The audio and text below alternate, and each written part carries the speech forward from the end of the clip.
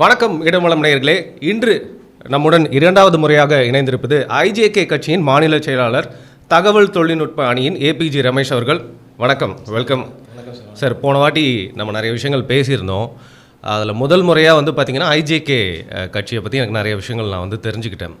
ஏன்னா இப்போ களமாடுற நேரத்தில் முக்கியமாக தேர்தல் நேரத்தில் ஐஜேகேயோட பேர் அதிகமாக அடிபடும். அதை தாண்டி அவங்களோட செயல்பாடுகள்லாம் என்ன, அவங்களோட கொள்கைகள் என்ன, அவங்க அரசியல் எப்படி பார்க்குறாங்க, அந்த மாதிரி விஷயங்கள்லாம் கேட்டிருந்தோம். ஆனால் போன வாட்டி நான் ஒரு சின்ன மிஸ்டேக் பண்ணிட்டேன். என்னோட புரிதல் எல்லாமே பார்த்திங்கன்னா பாரிவேந்தர் இருக்கார்ல, அவர் கட்சியை வழிநடத்தும் விதமாக இல்லை அவரை பற்றி நிறைய விஷயங்கள் நான் கேட்டிருந்தேன். அதற்கப்புறம் நம்ம அவருடைய மகன் இப்போ தலைமை ஏற்று நடக்கிறது அப்படிங்கிறது கட்சியை அவர் தான் வழி நடத்தி எடுத்துகிட்டு போகிறாரு. அப்படிங்கிறனால எனக்கு இப்போ கட்சியோட நிலைமை என்ன, இப்போ அப்டேட்டடாக கட்சியை பற்றி எப்படி தெரிஞ்சுக்கலாம் அப்படிங்கிற மாதிரி தான் சில கேள்விகள் நான் வச்சுருக்கேன். இப்போ பாரிவேந்தர் அப்படின்னு எடுத்துக்கிட்டிங்கன்னா அவர் எல்லாருக்குமே நல்லா தெரியும். அவருடைய ஃபேஸ் கூட நிறைய பேருக்கு ஈஸியாக தெரியும். ஏன்னா அவர் ஒரு பார்த்திங்கன்னா ஒரு ஆண்டர்ப்ரனர், ஒரு பிஸ்னஸ் மேன், இல்லை ஒரு காலேஜ் வச்சுருக்கிற ஒரு கல்வியாளர், இந்த மாதிரி எல்லாருக்குமே தெரியும். அப்படி இருக்கிறப்போ அவர் பின்னாடி ஒரு ஃபேஸ் வேல்யூன்னு சொல்லுவாங்க, அதை தெரிஞ்சு கட்சியில் நிறைய பேர் இணைந்திருக்கலாம், அவரோட கொள்கைகள்லாம் பிடிச்சிருக்கலாம். அப்படி இருக்கிறப்போ அவருடைய மகனை நிறைய பேருக்கு தெரியறதுக்கு வாய்ப்பு இல்லை, நிறைய பேருக்கு அவரோட ஃபேஸ் கூட தெரியறதுக்கான வாய்ப்பு இல்லை. ஸோ அவர் எப்படி கட்சியை வழிநடத்தி போகிறாரு, அவர் அவரோட கொள்கைகள்லாம் தான் மாறுபட்டிருக்கா, கட்சிக்கும் இவருக்கும் எப்படி ஒரு தொடர்பு ஏற்பட்டது, இப்போ தலைமை பொறுப்பை அப்புறமா கட்சி எப்படி வழி நடத்திட்டு இருக்காரு அப்படின்னு சொல்லி. ஓகே. ஸோ முதலில் இடம் வளம் நேயர்களுக்கு எனது இந்திய ஜனநாயக கட்சியின் சார்பாக வாழ்த்துக்களை தெரிவித்துக் கொள்கின்றேன்.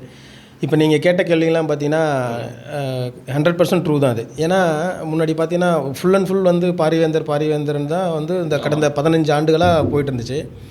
இப்போ நம்ம பார்த்திங்கன்னா நம்ம இந்திய ஜனநாயக கட்சியின் தலைவர், அகில இந்திய தலைவர் டாக்டர் ரவி பச்சமுத்து தலைமையேற்றிருக்கிறாங்க.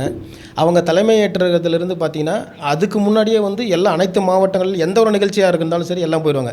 அதை தாண்டி பார்த்திங்கன்னா எப்படி ஒரு அணுகுமுறை எப்படி இருக்கும், எப்படி போய் இப்போ அடிமட்ட தொண்டனாக இருக்கட்டும், இல்லை மாநில பொறுப்பாளர்களாக இருக்கட்டும், எப்படி அவர் பார்ப்பார். இப்போ நான் ஒரு மாநில பொறுப்பாளராக இருக்கிறேன். என்னட்ட கூட சம்டைம்ஸ் அவர் ஏதாவது ஒன்று இது பண்ண, எப்படி பண்ணுறீங்க, என்ன பண்ணுறீங்க அப்படின்ட்டு. பட் ஆனால் ஒரு தொண்டனா, ஒரு அடிமட்ட ஐஜேகே தொண்டனாக இருக்கட்டும், வேறு எந்த தொண்டனாக இருக்கட்டும், அவருடைய அணுகுமுறை ரொம்ப ஒரு எளிமையாக இருக்கும். ஃபார் எக்ஸாம்பிள் நான் சொல்கிறேன் பாருங்களேன். இப்போ நிறையா மீட்டிங்லாம் நம்ம போகிறோம், ஏதாவது ஒரு ஃபங்க்ஷனாக இருக்கட்டும், கோயில் ஃபங்க்ஷனாக இருக்கட்டும், இல்லை கல்யாண ஃபங்க்ஷன், இல்லை கொடியேற்றுறது, எதுவாக இருந்தாலும் அவர் போகிறாரு அப்படின்னா, மக்கள் வராங்க ஃபோட்டோ எடுக்கணும் அப்படின்னா, எங்களை முதல்ல நீங்களாம் போங்க, நீங்கள் தான் ஆல்ரெடி இருக்குங்களே, அவங்க வரட்டும், அவன் ஃபோட்டோ எடுத்துக்கிட்டோம். ஸோ அப்படின்ற மாதிரி ஒரு அணுகுமுறை தான் இருக்கும். ஸோ அதெல்லாம் கட்சியோட தலைவர் மிக சிறப்பாக அந்த மக்கள்கிட்ட அணுகுமுறையெல்லாம் ரொம்ப ஃப்ரெண்ட்லியாக தான் இருக்கும். ஓகே. ஆனால் இப்போ ஒரு பவர் ஷிஃப்ட் அப்படின்றப்போ பார்த்திங்கன்னா நம்ம அண்டர்ஸ்டாண்டிங்கில் நிறையா மாறுபாடுகள் ஏற்பட்டிருக்கும். நிறைய நிர்வாகிகள் அவருடைய அப்பாவோட காலத்திலேருந்து இருந்தவங்களாம் நிறைய பேர் இருந்திருப்பாங்க. ஸோ அவங்களுக்கு இருக்கிற கனெக்ஷன் அப்படிங்கிறது ரொம்ப ஈஸியாக இருந்திருக்கும். பட் இந்த பவர் ஷிஃப்ட் நடந்ததை கட்சியோட நிர்வாகிகள், தொண்டர்கள்லாம் எப்படி ஏற்றுக்கிட்டாங்க? அவங்களுக்கு டக்குன்னு ஒரு மாற்றம் ஏற்பட்டோன்னே அவங்களுக்கு தலைமையை எப்படி ஈஸியாக ஏற்றுக்கிட்டாங்களா, இல்லை சில பிரச்சனைகள் இருந்துச்சா? இல்லை சார், அதாவது கட்சியோட நிர்வாகிகள் பார்த்தீங்கன்னா இப்போ ஒரு போஸ்ட், நான் இந்த போஸ்ட்டில் இருக்கேன் சார், ஐஜேகேவோட ஐடிவிங்கில் இருக்கேன். இப்போ நான் இன்றைக்கி இல்லை, இந்த இடத்த யார் வந்தாலும் அதை ஆக்ட் பண்ணி தான் ஆகணும். ஸோ வேறு யார் வந்தாலும் அதுக்கு ரெஸ்பான்சிபிலிட்டிஸ் கொடுத்து தான் ஆகணும். ஸோ மற்ற நிர்வாகிகள் இவங்க போயிட்டாங்க, இப்போ தலைவர் வந்துட்டாங்க அப்படின்றதுனால வேறு எந்த ஒரு எதிர்ப்புமே கட்சியில் அதெல்லாம் கிடையாது. எல்லாருமே அடிமட்ட தொண்டன் வரைக்கும் ஈவன் அதாவது பார்த்திங்கன்னா எக்ஸ்பெஷலி பார்த்திங்கன்னா மாணவர்கள் மிகவும் நம்புகிற ஒரு தலைவர் பார்த்திங்கன்னா டாக்டர் ரவி பச்சமுத்து, இந்திய ஜனநாயக இளையவேந்தர் தான். ஏன்னா எல்லாருமே அவர் அடுத்த தலைமுறை இளைய தலைமுறை வந்துருச்சு. நான் அதை ஏஜுக்காக நான் சொல்லலை. பார்த்தீங்கன்னா இப்போ பாரிவேந்தர் ஐயாவுக்கு பார்த்தீங்கன்னா ஆல்மோஸ்ட் 85 ஏஜ் ஆகிடுச்சு. பட் இருந்தாலும் அவர் இன்னமும் உழைக்கக்கூடியவர் தான். ஒரு நாள் வீட்டில் ரெஸ்ட் எடுக்கிறதோ அதே சந்தேகமாக இருந்துச்சு. இன்னொரு செயல்பட்டு தான் இருக்காரு, ஆக்டிவாக இருக்காரு. ஆக்டிவாக இல்லை, அவருக்கு சரியாக உடல்நிலை சரியில்லை, அதனால் அவர் மூவ் பண்ண முடியல அப்படின்னா பரவாயில்ல. பட் இன்னொரு ஆக்டிவாக இருக்கிறப்போ இந்த பவர் ஷிஃப்ட்டுக்கான காரணம் என்ன அப்படின்னு என்னன்னா சார், இப்போ நம்ம நில அரசியல், தமிழ்நாடுடைய அரசியல் நிலவரம் எப்படி இருக்குது, இந்த ஒரு நேரம் பார்த்தீங்கன்னா நான் உதயநிதி இருக்கார், இன்னொரு பக்கம் பார்த்தீங்கன்னா இந்தாண்ட சீமான், அடுத்தது விஜய். ஸோ இவங்களுக்கெல்லாம் ஒரு இளைஞர்களை போட்டி போடணும் அப்படின்னா அது இளையவேந்தர் இப்போ வரதான் கரெக்டான டைம். ஸோ அதனால் கரெக்டாக தான் அவர் டேக் ஓவர் பண்ணியிருக்காங்க. ஓகே. இப்போது திமுக போன்ற கட்சிகள்லாம் பார்த்தீங்கன்னா தொண்டர்கள் எல்லாருமே சேர்ந்து ஒரு கொள்கைக்காக ஆரம்பிக்கப்பட்டது. அதற்கப்புறம் ஒரே குடும்பத்திலேருந்து தலைமைக்கு வர்றதுனால அது ஒரு குடும்ப அரசியல் அப்படிங்கிற மாதிரி சொல்லிட்டாங்க.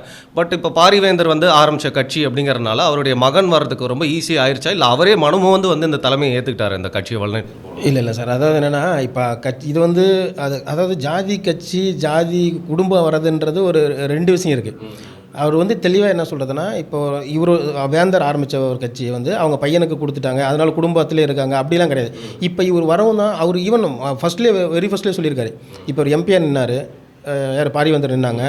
எம்பியாக நின்னதும் அடுத்தது இவரையும் நிற்க சொன்னாங்க, யார் இளையவேந்தர் நிற்க சொன்னாங்க. பட் அவர் சொல்லிட்டார், எங்கள் குடும்பத்திலேருந்து ஒருத்தர் மட்டும்தான் தமிழ்நாடு அரசு வரி பணத்திலிருந்து சம்பாதிக்குது, அந்த சம்பளம் வாங்குறதுல யாரோ ஒருத்தர் மட்டும் தான் அந்த குடும்பத்தில் இருக்கணும். ஆனால் இந்த மாதிரி நிறைய பேர் ப்ராமிஸ் பண்ணியிருக்காங்க, அப்புறம் மாற்றிலாம் இல்லை நடந்து இல்லை ஞாபகம் இருக்கா உங்களுக்கு? அது மாதிரி இல்லை, உங்களுக்கு வரலாறு அப்படிதான் இருந்திருக்குங்க. சார் இப்போ 15 வருஷம் நீங்கள் பாருங்களேன். இப்போ இவர் இருந்தார், நினச்சிருந்தா இவரும் அதே டைமில் நம்ம சீட்டு வாங்கிட்டு இவரும் இளையவேந்தர் நின்றுருந்துருக்க முடியும். பட் கட்சியுள்ளே வந்து எல்லாரும் சொன்னது வந்து இளையவேந்தர் நிற்கணும்னு சொன்னாங்க. பட் அவர் தெளிவாக சொல்லிட்டாரு, கட்சி வந்து அப்பா இருக்கிற வரைக்கும் அப்பா மட்டும் தான் நிற்கணும், அவர் இல்லை அவர் நிற்கலன்ற பட்சத்தில் தான் நாங்கள் நிற்போம். ஒரே சமயத்தில் நாங்கள் 2 பேரும் நின்று தமிழ்நாட்டோட வரி பணத்தை நாங்கள் வாங்க மாட்டோம், அப்படியாப்பட்ட கட்சியில் நாங்கள் இருக்கக்கூடாது அப்படின்றதுல தெளிவாக இருந்தாங்க. ஸோ இந்த டைம் வந்து கரெக்டான டைம் தான், ரவி சார் வந்து வர்றதுக்கான டைம் இது கரெக்டான டைம் தான். ஓகே, இப்போது ஒரு கட்சியிலையும் வந்து அந்த கட்சியோட தலைமை மாறுறப்ப பார்த்தீங்கன்னா தலைமை பண்பு மாறும், கொள்கைகள் மாறும்னு நான் சொல்லலை. கொள்கைகளும் வந்து பார்த்தீங்கன்னா அது அணுகிற விதம் வந்து மாறலாம், பட் ஒரு தன்மை மாறும். உதாரணத்துக்கு எம்ஜிஆருக்கு அப்புறம் ஜெயலலிதாவோட அணுகுமுறை வேறு மாதிரி இருக்கும், அதுக்கப்புறம் இப்போ எடப்பாடி பழனிசாமி இருக்காருன்னா அவர் ஒரு மாதிரி கட்சியை வந்து வழி நடத்துவார். அந்த பண்புகள் மாறுறப்போ அதே மாதிரி இப்போ இந்த தலைமை மாற்றம் ஏற்பட்டோன்னா கொள்கைகள் ஏதாவது மாறுபாடு ஏற்பட்டிருக்கா, அந்த ஆக்ஷனோட ஸ்டைல் வந்து ஏதாவது மாறுபாடு ஏற்பட்டிருக்கா கட்சியில்? சார் கொள்கைன்னு பார்த்தீங்கன்னா மெயினாக இவர் வந்து ஃபோக்கஸ் பண்ணுறது வந்து பார்த்தீங்கன்னா இளைஞர்கள் தான் சார். இளைஞர்கள் வந்து ஏன் இளைஞர்கள் சொல்கிறாங்க, அது ஒரு சின்ன சேஞ்ச் அப்படின்னு சொல்கிறீங்க.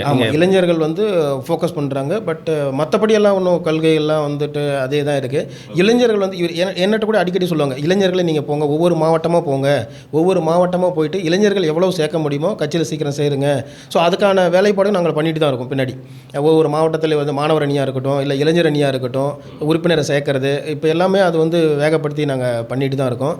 மெயினாக வந்து பார்த்திங்கன்னா சார், அதாவது இளைஞர்கள் ஏன் சொல்கிறாங்க, இப்போ இருக்கிற தலைமுறையில் இளைஞர்கள் வந்து டிசைட் பண்ணுறது தான் நம்பர் 1. அதுக்கப்புறம் பார்த்தீங்கன்னா இன்னொரு விஷயம், ஒரே ஒரு காரணத்தை மட்டும் சொல்லிடுறேன். இப்போ வந்து இவங்க வந்து எஜுகேஷனில் வச்சுருக்காங்க, ஹாஸ்பிட்டல் வச்சுருக்காங்கிறத தாண்டி எப்படிப்பட்ட தலைவர் அப்படிங்கிறத நீங்கள் யோசிச்சு பார்க்கணும். ஏன் நான் சொல்கிறேன், இப்போ ஒரு தலை சிறந்த தலைவர் தமிழ்நாட்டில் அப்படின்னா கண்டிப்பாக அது இளையவேந்தர் தான். அப்போ நீங்கள் சொல்லக்கூட அடுத்தது வேறு யாருமே இல்லையா, அப்போ அவர் மட்டும் தான் சொல்கிறீங்களா? கண்டிப்பாக அதாவது காரணம் சொல்கிறேன் பாருங்கள். ஏன்னா சார் இப்போ வந்து ஒரு ஃபேமிலிக்காக இப்போ நான் இருக்கேன் அப்படின்னா எனக்கு என்ன தேவை, ஒரு எஜுகேஷன் தேவை, ஒரு படிப்பு தேவை, எந்த தொழிலாக இருந்தாலும் சரி. அடுத்த பட்டமாக என்ன தேவை, ஒரு வந்து ஹாஸ்பிட்டலுக்கு என்ன ஒரு மெடிக்கல் ரிலேட்டடாக என்ன வேணுமோ அதை தராங்க. இவங்க நினச்சிருந்தா இப்போ இந்த தொழிலெல்லாம் பண்ணுற இவங்க ஏன் ஒரு டாஸ்மார்க்கு இப்போ ஈவன் இப்போ நம்ம ஒரு ஃபீர் ஃபேக்ட்ரியோ இல்லை அந்த மாதிரி தான் எதுவுமே இவங்க ரன் பண்ணவே இல்லையே. அதை பற்றி உங்களுக்கு தெரிஞ்சு எப்படிப்பட்ட ஒரு தலைவராக இருப்பார் அப்படின்றது நீங்கள் கண்டிப்பாக இல்லை, நினச்சாலே யாராலையும் ரன் பண்ண முடியாது. அது 2 பெரிய கட்சிகளை தாண்டி அந்த பிஸ்னஸ் யாருக்கும் கொடுக்கவும் மாட்டாங்க. ஆனால் உங்கள் இன்டென்ஷன் புரியுது, அந்த வேலை நடத்திருக்கலாம், ஆனால் வந்து நடத்த அதுதான் சார். அதாவது என்னென்னா மக்களுக்கு வந்து மக்களை வந்து ஒரு கெட்ட வழி கொண்டுட்டு போகக்கூடிய தலைவர் எங்கள் தலைவர் கிடையாது. ஸோ ஒரு மக்களுக்கு என்ன தேவையோ அதை அறிஞ்சிக்கிட்டு அந்த செயல்பாடுகளை புரிஞ்சு நடக்கிற ஒரு தலைவர் தான் எங்கள் இந்திய ஜனநாயக கட்சியோட தலைவர். ஓகே, நீங்கள் கட்சிக்கு ஆள்லாம் வந்து சேர்க்கறதுக்கு நிறைய இடத்துல போய் நிறையா பணிகள்லாம் பண்ணிட்டு இருக்கீங்கன்னு சொல்கிறீங்க.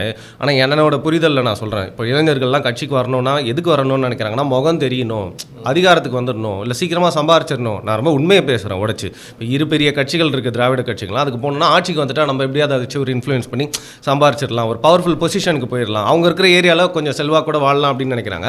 ஆனால் ஐஜேகேல வந்து இப்போ இளைஞர்களை வந்து சேர சொல்கிறதுக்குனா என்னன்னு சொல்லி நீங்கள் சேர்ப்பீங்க சார்? அதாவது இப்போ நான் கட்சிக்கு வந்துட்டேன், இப்போ நீங்கள் சொல்கிற மாதிரி அந்த 2 பேர் கட்சிகளோட கூட இருக்கட்டும், ஒரு எம்எல்ஏவோ எம்பிஓ இல்லை கவுன்சிலராகவோ வார்டு மெம்பராகவோ கூட இருக்கட்டும், கட்சியில் வந்து என்ன பண்ணுறாங்க, எதுக்காக வராங்க? எல்லாருமே அரசியல் சேவைன்னு சொல்லி தாங்க வராங்க. ஆனால் சேவை பண்ணுறாங்களான்னு கேட்டால் இல்லை அதனால கேட்குறேன். அப்போ அவங்களுடைய அடுத்தது என்னென்னா, இப்போ நான் கட்சிக்கு வந்துட்டேன், ஒரு பொறுப்புக்கு வந்துட்டேன், அதன் மூலிமா நான் என்ன சம்பாதிக்கணும் அதுதான். பட் எங்களுக்கு என்னென்னா அந்த தேவை எங்களுக்கு கிடையாது. எங்களுக்கு வந்து மக்களுக்கான சேவை. ஐஜேகே ஆரம்பிக்கப்பட்டதுக்கு காரணம் என்னென்னா, ஐஜேகே என்ற ஒரு ஐடென்டிட்டி. ஸோ மக்கள் மத்தியில் அதனுடைய உங்களுக்கு ஒரு ஐடென்டிட்டி உருவாக்கிட்டு மக்கள் மத்தியில் நாங்கள் போய் சேர்க்கணும். இன்னொன்று என்னென்னா, நீங்கள் சொல்கிற மாதிரி இப்போ ஐஜேகேக்கு எதுக்காக வரணும், இப்போ நான் இருக்கேன், எனக்கு என்ன சேவை, எனக்கு கட்சியில் இருக்கேன், எனக்கு படிப்பு கொடுத்துட்டாங்க, நான் ஒரு வேலையில் இருக்கேன், எனக்கு ஒரு வேலை கொடுத்துட்டா நான் எதுக்கு போய் பணத்தை சம்பாதிக்கணும்? ஸோ அதே மாதிரி தான் ஃபார் எக்ஸாம்பிள் ஒரு சின்ன எக்ஸாம்பிள் மட்டும் நான் சொல்கிறேன். இப்போ கட்சியில் எல்லா மாநில பொறுப்பாளர்கள் எல்லாமே இருக்காங்க அப்படின்னா அவங்களுக்கு என்ன தேவை, இப்போ எனக்கு ஒரு மாநில பொறுப்பாளர்கள் நான் எங்கேயாவது போகணும் வரணும் அப்படின்னா எனக்கு ஒரு வண்டியை கொடுத்துட்டாங்க. ஸோ இப்போ நான் வண்டி வாங்கணும், அதுக்கான சம்பாதிக்கணுங்கிறத அந்த ஒரு எண்ணம் எனக்கு கிடையாது. ஸோ வண்டி கொடுத்துட்டாங்க அப்படின்னா எனக்கு அந்த மாவட்டத்தில் எனக்கு ஒரு 5-6 மாவட்டத்தை பிரித்து கொடுத்துருப்பாங்க. அந்த 5-6 மாவட்டத்தில் எங்கே ஃபங்க்ஷன் நடக்குதோ அந்த மாவட்ட தலைவரோ இல்லை யார் ஒரு உறுப்பினரோ அடிமட்ட உறுப்பினரோ யார் வேணாலும் அந்த வண்டி யூஸ் பண்ணிக்கலாம். எங்கள் ஒரு கார்பரேட் ஸ்ட்ரக்சர் கம்பெனி மாதிரி வந்து இருக்குது கட்சி, லைக் சொல்கிறேன் அந்த மாதிரி வந்து ஒரு ஸ்டைலில் பண்ணியிருக்காங்க. இப்படி இல்லை, இப்போ என்னுடைய தேவை இல்லை, நீங்கள் சொல்கிற மாதிரி இப்போ எனக்கு அந்த தேவை இல்லை, என்கிட்ட கார் இல்லை, இப்போ நான் என்ன பண்ணுவேன், இப்போ கட்சிக்கு நான் வந்துட்டேன், அப்போ அடுத்தவங்க மனத்தை நான் பிடிங்கி தான் ஆகணும். ஸோ இப்போ அந்த தேவை இங்கே கிடையாது. எங்களுக்கு என்ன தேவையோ அது எங்கள் தலைவர் எங்களுக்கு கொடுத்துட்றாரு. ஃபார் எக்ஸாம்பிள் இப்போ அதையும் தாண்டி இப்போ ஒரு சிமெண்ட் கம்பெனி ஒன்று ஆரம்பித்தாங்க, SRMPR சிமெண்ட் கம்பெனி. இப்போ நான் இப்போ ஏதாவது ஒரு பிஸ்னஸ் பண்ணணும், ஏன்னா எனக்கு அது கான்ட்ராக்ட் அந்த ஒரு மாவட்டத்தில் அந்த கான்ட்ராக்ட் கொடுத்துரும், அது மூலிமா எனக்கு இன்கம் வருது. ஸோ நான் வந்து மக்கள் பணத்தை நான் போய் கொள்ளை அடிக்கணுமோ அந்த வரி பணத்தை சாப்பிடணுமோங்கிற எண்ணம் எங்களுக்கு கிடையாது. ஒரு வாழ்வாதாரத்தையும் ஏற்படுத்தி கொடுத்துறாங்கன்றீங்க. ஸோ அரசியல் சேவைக்கும் அதனால வாழ்வாதாரத்துக்கும் வித்தியாசம் இருக்குன்றீங்க. கண்டிப்பாக. அதாவது இப்போ எனக்கு என்ன தேவையோ அதை இளைஞர்களுக்கு நான் கொடுத்துட்டேன்னா அவன் பாட்டுக்கு அவன் வேலையை செய்வான். இல்லைனா தான் அவன் இளைஞர்கள் வந்து திசை மாறி போகிறதோ இல்லை பணம் வேறு விதத்தில் சம்பாதிக்கிறதோக்கான காரணங்கள் போயிட்டுருக்குமோ ஒழிஞ்சு. ஸோ என்ன தேவை ஒரு இளைஞருக்கு நாங்கள் கொடுத்துட்டோமோ அது வந்து கண்டிப்பாக இளைஞர்களுக்கு வந்து எந்த ஒரு தேடுதலும் இருக்காது. அவன் கொடுக்குற வேலையை அவன் செய்வான். ஸோ அதனால் ஒரு சைக்கிள் இருக்குது, நான் இவ்வளோ செலவு பண்ணி எப்படியா வந்துட்டேன், செலவு பண்ணதோட டபுள் மடங்காக எடுக்கணும் அப்படிங்கிறதா இப்போ ஒரு அரசியல் சைக்கிளாக வந்து பெரும்பான்மையாக இருக்க ஒரு பதவிக்கு எப்படியா வந்துடணும்னு நினைக்கிறவங்களுக்கு. ஸோ அப்படி இருக்க பட்சத்தில் அதை தவிர்க்கிறதுக்காக நாங்கள் இதெல்லாம் பண்ணிகிட்டு இருக்கோம் அப்படிங்கிறீங்க. ஓகே. இப்போது உங்களோட புது தலைவர் இளையவேந்தர்னு சொல்கிறீங்க, ரவி பச்சமுத்து, அவரோட பார்வை என்ன? இப்போ இருக்கிற தமிழக அரசியல் சூழலில் அவரோட பார்வை என்ன, எப்படி பார்க்குறாரு, என்ன உங்ககிட்டலாம் பேசும்போது இந்த அரசியல் சூழலை அவர் எப்படி அணுகிறாரு அப்படின்னு நீங்கள் நினைக்கிறீங்க?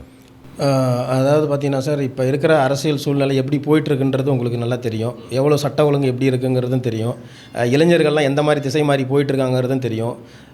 இதெல்லாம் இருக்கவே கூடாது. இதெல்லாம் வந்து வழிமுறைப்படுத்தி சட்ட ஒழுங்கெல்லாம் சீர் பண்ணி இளைஞர்களை வந்து ஒரு நல்ல வழிகாட்டி இதெல்லாம் வந்துட்டு மிகப்பெரிய அளவில் வந்து, அதாவது இளைஞர்களை வந்து ஒரு பெரிய அளவில் திரட்டி இளைஞர்கள் தான் வந்து ஒரு சக்தி நம்ம தமிழ்நாட்டுக்கு.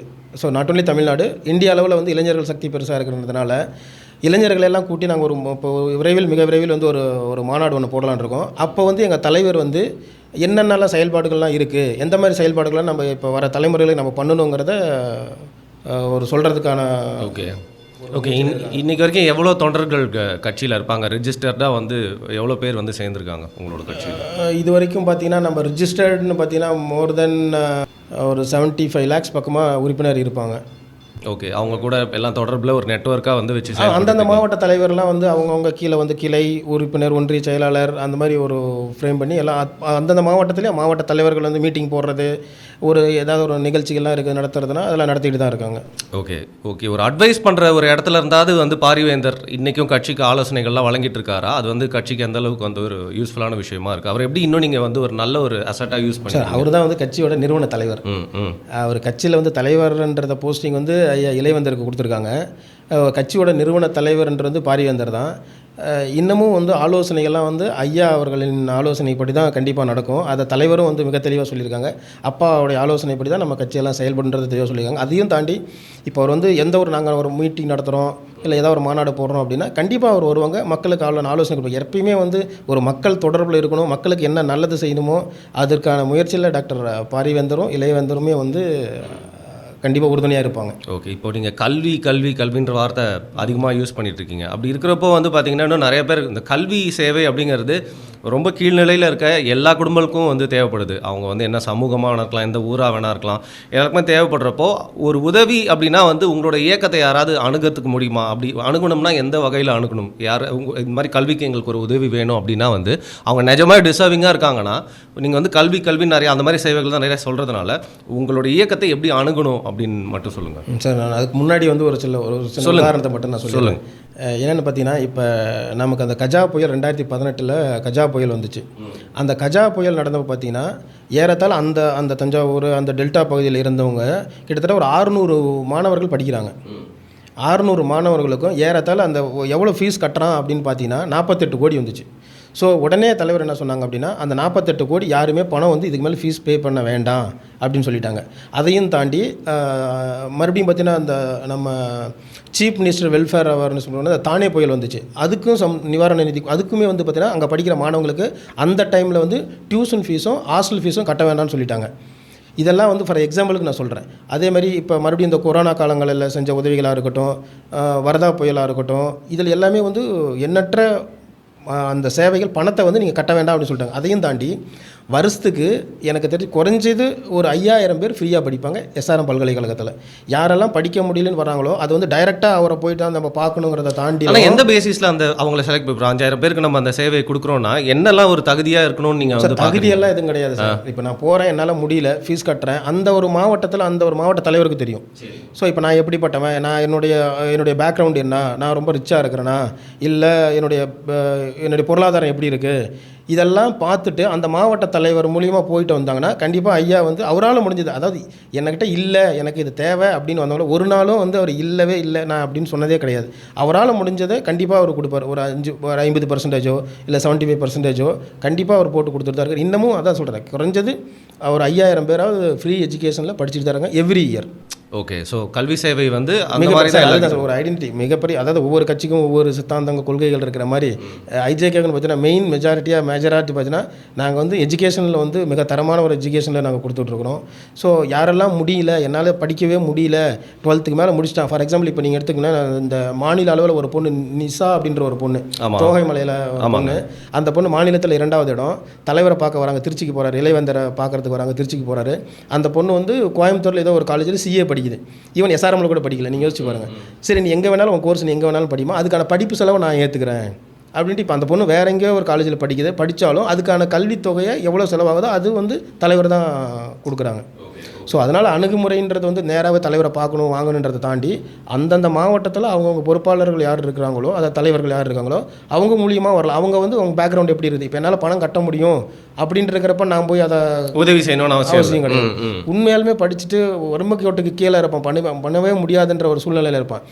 அந்த மாதிரி இவங்களுக்குலாம் கண்டிப்பாக அது ஃப்ரீ சீட் கொடுத்துட்டு தான் இருக்கிறாங்க.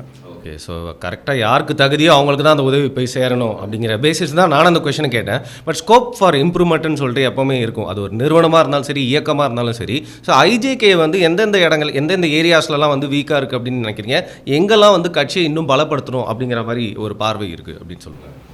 ஐஜேகேன்னு பார்த்தீங்கன்னா ஆல்மோஸ்ட் தமிழ்நாடு ஃபுல்லாகவே வந்து எல்லா மாவட்டங்களிலுமே அந்த ஏரியாஸ்னால் அந்த மாவட்டங்கள் மட்டும் சொல்ல இந்த மாதிரியான விஷயங்கள் எல்லாம் வந்து கட்சியை பலப்படுத்தணும், இந்த இடத்துல வந்து ஒரு ஸ்ட்ரக்சரில் வீக்காக இருக்குது, இதெல்லாம் வந்து இன்னும் எங்களோட ஸ்கோப்பர் எங்களோட கோலாக வச்சுருக்கோம் அப்படின்னா வந்து எதெல்லாம் வந்து இன்னும் வலுப்படுத்தணும் அப்படின்னு சொல்லிட்டு கட்சியில் நீங்கள் நினைக்கிறீங்க? ஓகே. அதாவது பார்த்தீங்கன்னா முதல்ல வந்து பார்த்தீங்கன்னா சட்ட ஒழுங்கு தான் சார். எவ்வளோ இதாக இருக்குன்றது பார்க்கணும். அதை வந்து கண்டிப்பாக ஒரு நல்ல ஒரு ஆட்சி வந்து சட்ட ஒழுங்கை சீர்படுத்தி ஒரு நல்ல ஒரு மக்கள் வந்து ஃப்ரீயாக போகிறதுக்கு வரதுக்கான ஒரு இதுவை நம்ம ஏற்படுத்தி கொடுக்கணும்.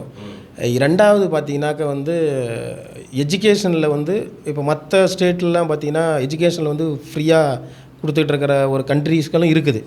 ஸோ நம்ம இவ்வளோ சம்பாதிக்கிறோம், டாஸ்மார்க் மூலிமா இவ்வளோ வருமானம் வருது, ஏன் வந்து மக்களுக்கு இன்னும் அவங்களுக்கு அடிப்படை தேவையை வந்து எந்த அளவுக்கு நம்ம பூர்த்தி பண்ணியிருக்கிறோங்கிறத நம்ம பார்க்கணும். கீழ்மட்டத்தில் இருந்து இன்னமும் கிராமப்புறங்கள்லாம் பார்த்தீங்கன்னா நல்ல ஒரு குடிநீர் வசதி கிடையாது, ரோடு வசதி கிடையாது, அதெல்லாம் நிறையா இருக்குது.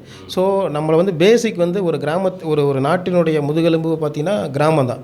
ஸோ கிராமத்தில் நம்ம சிட்டியில் இருக்கிறாங்க போகிறோம் எல்லா வசதியும் இருக்குதுன்றதை தாண்டி கிராமத்தில் வந்து ஒரு நல்ல சாலை வசதியோ இல்லை தண்ணீர் வசதியோ அதெல்லாம் வந்து இன்னமும் வந்து தட்டுப்பாடாக தான் இருக்குது. ஸோ அந்த மாதிரி கிராமங்களில் இருக்கிற மக்களுக்கு எல்லாமே வந்து இந்திய ஜனநாயக கட்சி வந்து முதல்ல வந்து அதை முன்னெடுத்து நாங்கள் அவங்களுக்கான என்ன வேண்டிய வசதிகள்லாம் வந்து கண்டிப்பாக நாங்கள் அதை பண்ணி தருவோம். ஓகே 10 ஆண்டுகள் மேலே ஆயிடுச்சு இல்லையா இப்போ இயக்கம் அப்படிங்கிறது வந்து தொடங்கி.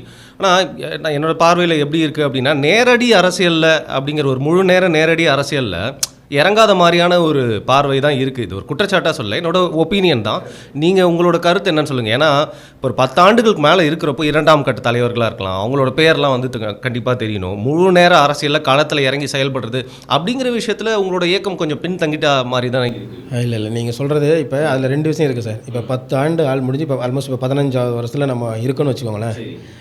இப்போ எந்த மாதிரி நான் நீங்களே சொல்லுங்கள், இப்போ ஒரு போராட்டம் நடத்துகிறாங்க.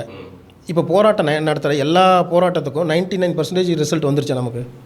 இல்லை, எல்லா போராட்டத்துக்கும் ரிசல்ட் வருதானே தெரியல. அது என்னென்ன அதிகாரத்தில் இருக்கவங்க நினைக்கிறாங்களோ அதை தான் வந்து செயல்படுத்திட்டு போகிறாங்க. கரெக்ட். அதனால் எங்களுடைய இளைவேந்தர் என்ன நினைக்கிறாருன்னா சார், அதாவது ஒரு இளைஞன் ஒன்று அவனுடைய நேரத்தை வந்து வீணடிக்கக்கூடாது. அவனுடைய அந்த நேரன்றது வந்து மிக முக்கியமானது. ஒன்ஸ் டைம் வந்து நமக்கு முடிஞ்சிச்சுன்னா அது அவ்வளோதான், மறுபடியும் we can not rework right. So அந்த மாதிரி அந்த நேரம் முக்கியமானது. அதோட இளைஞர்கள் சக்தின்றது மிக வலிமையானது. அவனை வந்து நான் வந்து அந்த போராட்டம் பண்ணியோ இல்லை இந்த போராட்டத்தின் மூலியமோ இந்த இதை அடைஞ்சிடலாம் அப்படின்றத தாண்டினோம். இப்போ நமக்கே தெரியும் இவ்வளோ போராட்டம் நடக்குது, எவ்வளோ போராட்டத்துக்கு ரிசல்ட் வந்துருச்சு, அதுக்காக நம்ம போராட்டமே பண்ணாத இருந்துருவீங்களா? அப்படி கிடையாது. ஸோ எதுக்கெல்லாம் தேவை, இந்த தேவையை அறிஞ்சு தான் இப்போ இந்த இது முக்கியம் இதுனா அங்கே நாங்கள் முன்னிருந்து கண்டிப்பாக நம்மளும் ஒரு சில போராட்டங்கள்லாம் போராட்டம்லாம் பண்ணியிருக்கிறோம். அது எப்படிப்பட்ட போராட்டமாக இருக்கணும் அப்படின்னா, இளைஞர்களையோ இல்லை மக்களையோ வந்து எந்த விதத்துலையும் நாங்கள் பண்ணுற போராட்டம் வந்து அஃபெக்ட் ஆகக்கூடாது. ஸோ அந்த ஒரு இடையூறு இல்லாமல் பண்ணணும். அதாவது மக்களுடைய அதே மாதிரி இளைஞர்களுடைய அந்த வலிமையை நம்ம வீணடிக்கக்கூடாது. அதுக்கான நேரத்தை நம்ம வேறு எதுலையாவது செலவிடலாம். ஸோ அதனால தான் நாங்கள் வந்து அதனால போராட்டமே பண்ணலை அது அப்படின்றதெல்லாம் நம்ம எடுத்துக்கிறோம். தேவையில்லாத போராட்டங்களை தவிர்க்கணும்.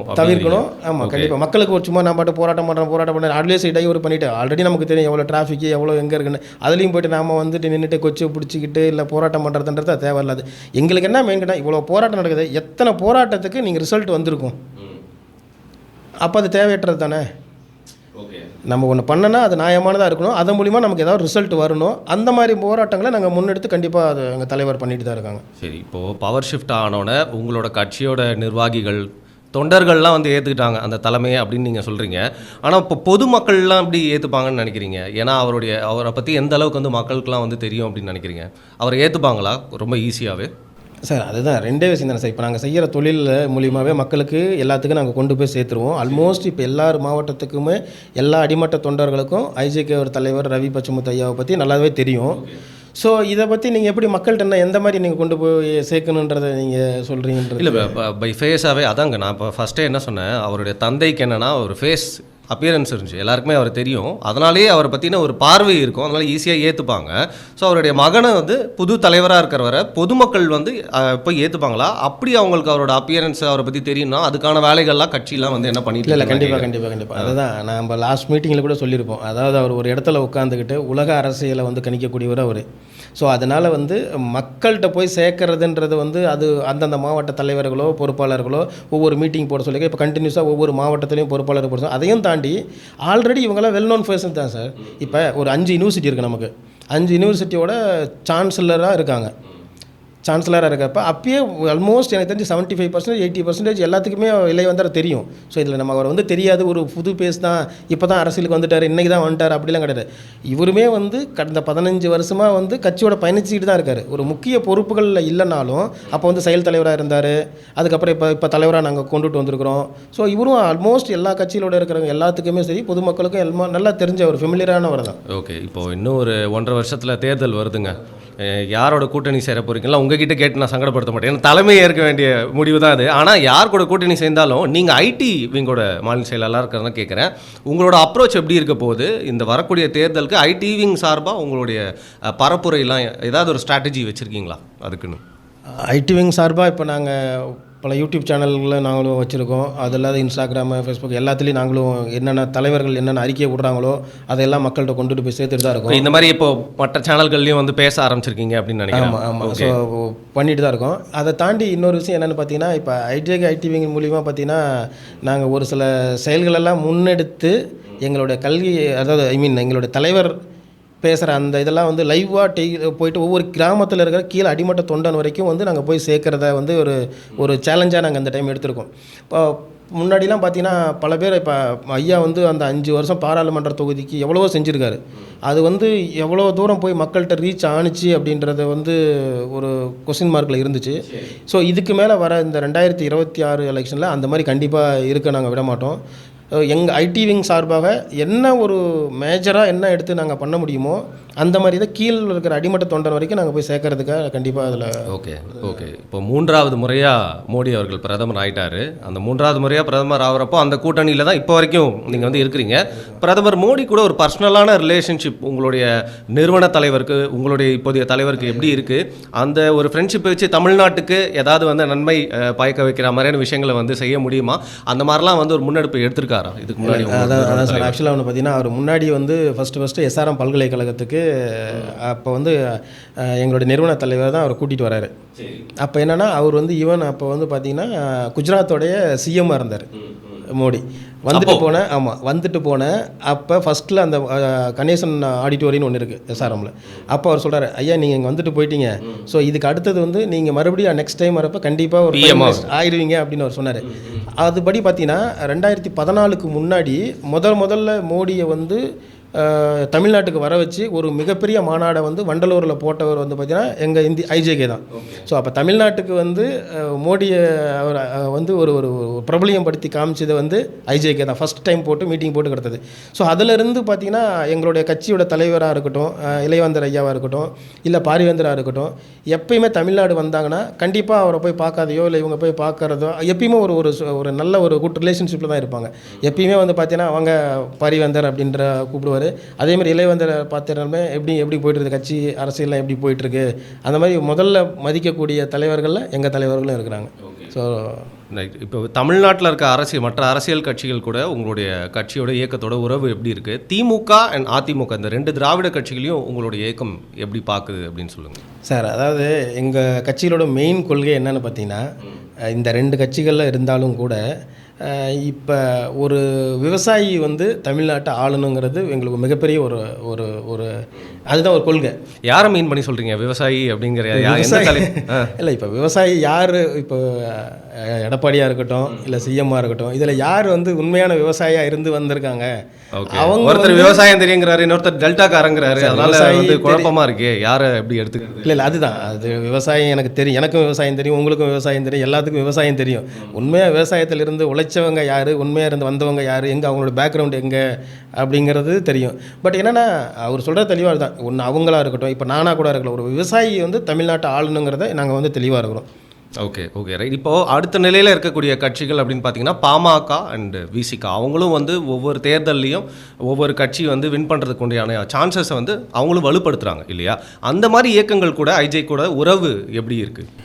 இல்லை சார், அதாவது எங்களுடைய கட்சி ஆரம்பிக்கப்பட்டதுக்கான நோக்கமே வந்து பார்த்திங்கன்னா, இந்திய ஜனநாயக கட்சி வந்து தமிழ்நாட்டுக்குள்ளே இருக்கிற ஒரு கட்சி கூட நாங்கள் கூட்டணி வச்சுக்கிட்டு அவங்க கூட மூலியமாக போகணும், கட்சியை பிடிக்கணும், ஆட்சியை பிடிக்கணுங்கிறதெல்லாம் கிடையாது.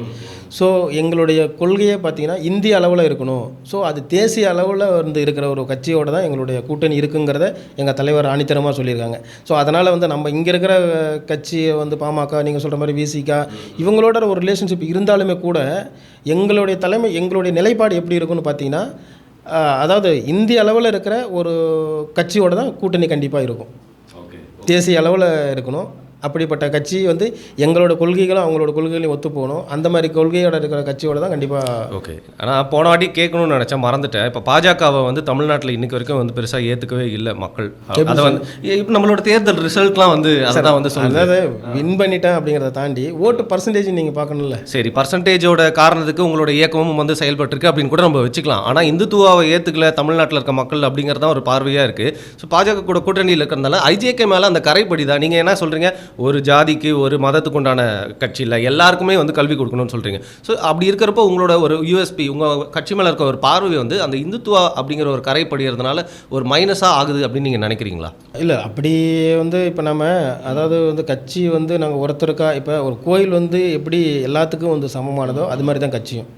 அதில் வந்து போயிட்டு நம்ம வந்து யாருமே உரிமை கொண்டாடுறதுக்கோ அப்படிலாம் நம்ம இருந்திருக்க முடியாது.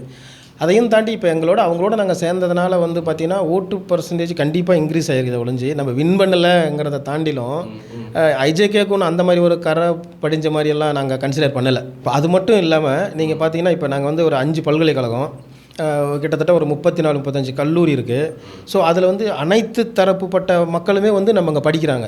ஸோ ஒரு கீழ்மட்டத்திலேருந்து மேல்மட்டம் இருக்கிறவங்க எல்லாருமே நம்ம படிக்கிறாங்க. அதனால் வந்து எங்களுக்கான அது மேலே வந்து நீங்கள் சொல்கிற மாதிரி அந்த சாயம் எங்களுக்கு வந்து படிஞ்சிருச்சுன்றது வந்து கண்டிப்பாக வாய்ப்பு இல்லை. ஓகே, ஒரு குறிப்பிட்ட மக்கள் இவங்களுக்கு தான் அப்படின்ற மாதிரி இல்லாமல் எல்லாருக்கும் உண்டான இயக்கம் அப்படிங்கிறீங்க.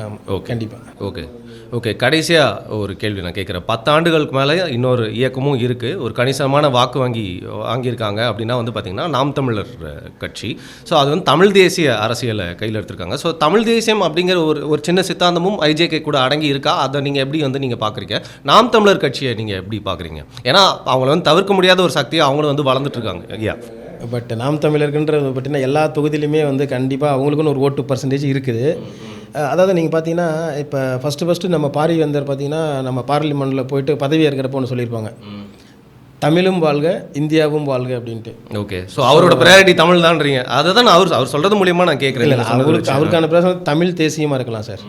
அதாவது நாங்கள் எங்களுடைய மெஜாரிட்டி என்னென்னா, ஒரு யூபிஎஸ் நீங்கள் சொல்கிற மாதிரி அந்த யூபிஎஸ் பார்த்தீங்கன்னா நம்ம ஒரு கல்வியை வந்து ஒரு பெரிய புரட்சியாக ஏற்படுத்தி அனைத்து அனைத்து கட்ட மக்களுக்கும் அனைத்து தரப்பு மக்களுக்கும் வந்து கல்வியை வந்து இல்லை அப்படின்ற ஒரு கல்வியை வந்து அவனுங்களால் படிக்க முடியலன்ற ஒரு நிலைப்பாடை தவிர்த்து அனைவருக்கும் கல்வி இருக்கணும், அனைவரும் படித்து வாழ்வாதாரத்தை மேம்படுத்தணுங்கிறதான் எங்களுடைய ஒரு குறிக்கோள்.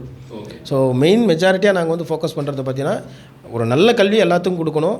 ஒரு இளைஞர்களை ஒரு அவன் காலில் சுயதொழில் அவனாக ஒரு படிக்க வச்சு அவன் வந்து ஒரு சுயமாக அவனை வாழ கற்றுக்கொள்ளணும், அவனுக்கு வந்து அவன் சொந்த காலில் நிற்கணும். அதுக்கான ஒரு இதை நாங்கள் கண்டிப்பாக கொடுப்போம். அந்த ஒரு அப்படிப்பட்டவங்க நம்பி எங்கள் கட்சியில் வந்து கண்டிப்பாக எல்லா இளைஞர்களும் வந்து ஜாயின் பண்ணுவாங்க அப்படின்ற ஒரு நம்பிக்கையில் நாங்கள் இருக்கோம். ஆல்மோஸ்ட் இப்போ வந்து ஜாயின் பண்ணிட்டு தான் இருக்காங்க.